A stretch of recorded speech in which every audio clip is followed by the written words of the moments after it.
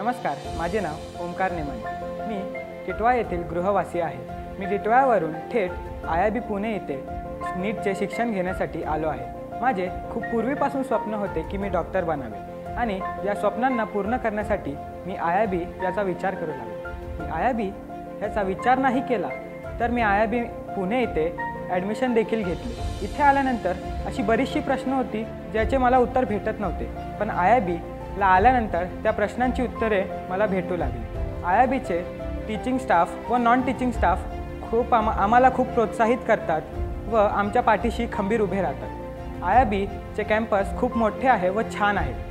IIBला येऊन मला खूप चांगले वाटले। IIB इथे एक सेपरेट DSP सेक्शन देखील आहे।